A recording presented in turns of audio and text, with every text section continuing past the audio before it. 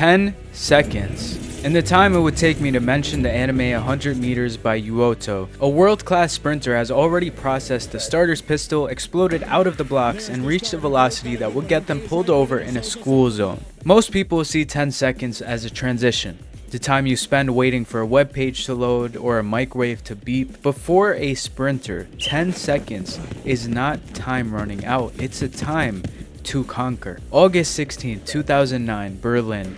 Usain Bolt hits 9.58 seconds for the 100 meter. The number is not just a record, it's proof that it is humanly possible to reach. It is the ceiling of human biology for now. And in the world of the anime 100 meters, that ceiling is both a weight that threatens to crush everyone beneath it, but also a sign of hope for those who have the ability to reach it. This isn't a story about winning a gold medal, it's a story about why they step onto that track. As Togashi says, "There is one simple rule that I believe in this world. It's more than just a sport. Running the 100-meter dash faster than anyone else can solve almost anything." Before we talk about the characters, we have to talk about the look. Directed by Kenji Iwaisawa and written by Uoto, the mind behind the Orb anime, 100 meters uses a raw, visceral form of rotoscoping. For the uninformed, rotoscoping is a process of tracing over live action footage. Many animators caught flack for using this technique, but this is a case where that should not happen. Not only is there one-shots in the film with over 10,000 frames in it, but it is a necessary stylistic choice. In Haikyuu or Kuroko's basketball, athleticism is beautiful. It's this glowing aura or the zone. In 100 meters, athleticism is ugly. It's the sight of a calf muscle vibrating under the pressure of 3 times the runner's body weight. It's the way a face distorts into a mask of pure agony during the final 20 meters. The animation style makes you feel the gravity. You see the shaky lines of the characters because their bodies are literally coming apart at the seams. The film uses their style to communicate the excitement and the pain. That terrifying moment where your body stops using oxygen and starts burning its own tissue for fuel.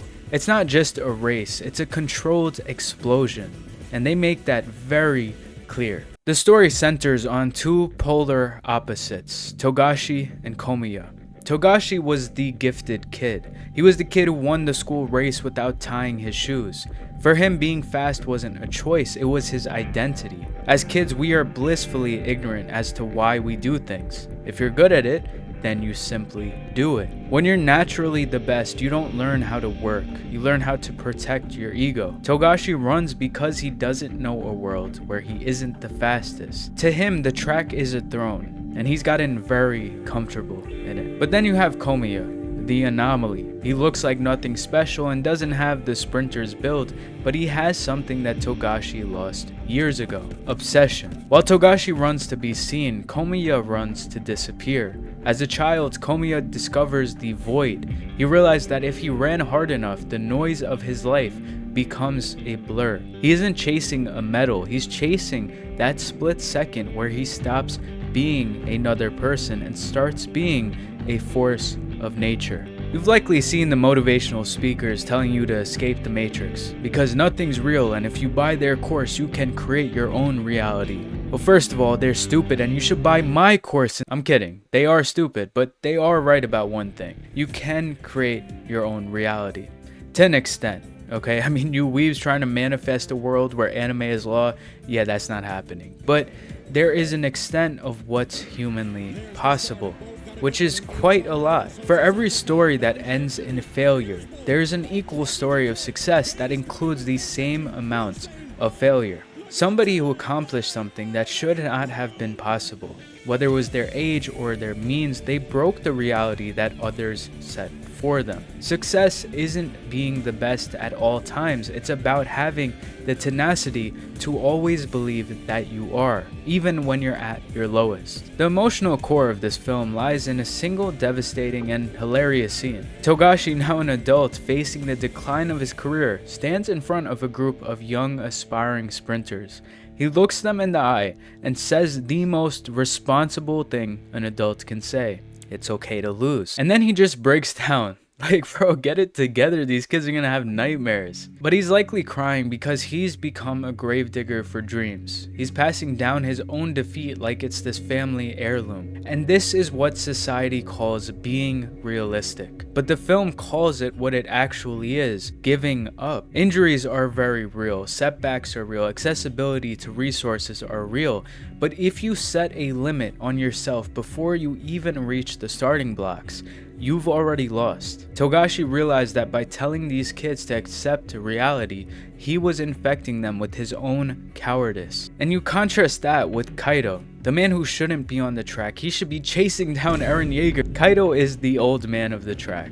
By all realistic standards, he should have retired years ago. The internet would be calling him Unk and telling him to pack it up. But Kaido does not care. He refuses to accept the reality that others have defined for him. He teaches us that the real tragedy is not losing a race. It's the moment you stop believing you can win. So why do they do it? Why break your bones and tear your hamstrings for a race that is over before the crowd can finish their popcorn? Because for 100 meters, they are free. On the track, there is no set reality. There's only the finish line and the air hitting your chest. The movie captures this flow state.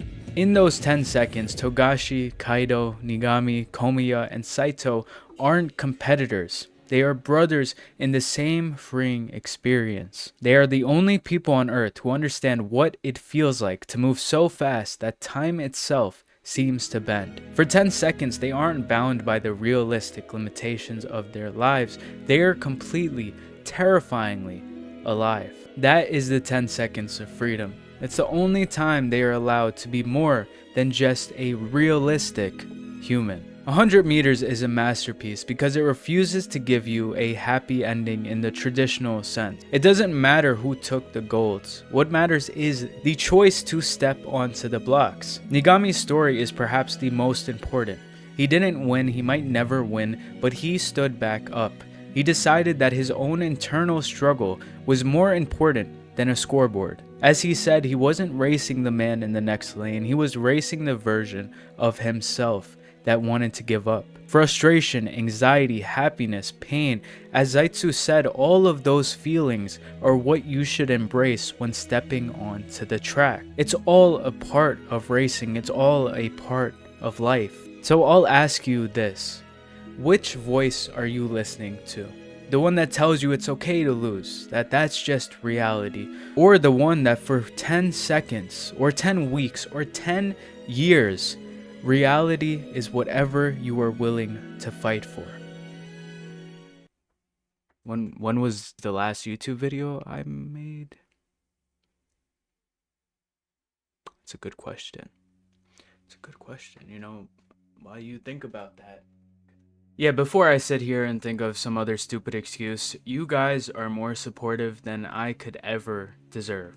And I mean that because the last video was about an old anime, came at a random time, and it did better than a lot of my other videos. It did way better than I expected it to, and I got so many positive comments on it. So what I don't want you guys to conflate, all jokes aside, is the idea that I don't want to post for people or I don't care about this channel, so that's why I'm not posting. I think about making a video every single day because this is what I enjoy doing. And I know a lot of you who have been around are tired of me saying that because I say it every other video, but I say it that often because I mean it. I want this thing to do well because I want it to be a career.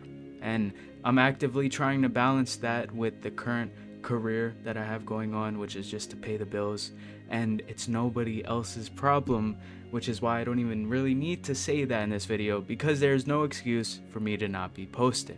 And all that sappy stuff aside, you know, my usual outros I talk about what I've been watching, what I've been trying to keep up with. Hasn't been too much recently. I thought the last season before this current winter one was really disappointing, to be honest. Now I'm watching JJK, which is amazing. I've loved every episode of Jujutsu Kaisen so far, and I heard this season specifically gets really, really good. I know the manga got a lot of hate. I'm not caught up, so I don't really know what goes on. And other than that, I haven't been watching too much. I watched that one anime that has like an hour-long first episode. It was alright. I mean, honestly, it wasn't as good as people were saying, in my opinion. I also really hated the fact that there's the classic anime trope of a little girl who's like a goddess, so she's not technically a little girl. Maybe I'm just getting old, maybe I'm aging. And other than that, I haven't been watching too much. So, I always ask you guys for recommendations because I need that. I need to hear about more stuff. I might make more videos on older stuff. Monsters and anime that I've actively wanted to make a video about. Johann Liebert specifically, I think, is one of the better, if not like the best type of villain in anime. I'm not gonna go on a tangent because that should be another video. But yeah, I hope you guys enjoyed this video and watched 100 meters if you haven't already. It's so good. That and Chainsaw Man are gonna get overlooked in this award season when it comes to regular movies and animated films.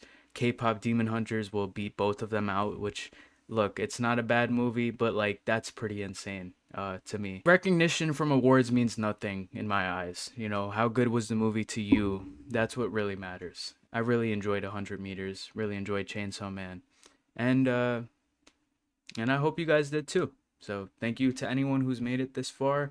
Thank you to those of you who have stuck around through this horrendous upload schedule that I will constantly be working on. And I might see you in the next one.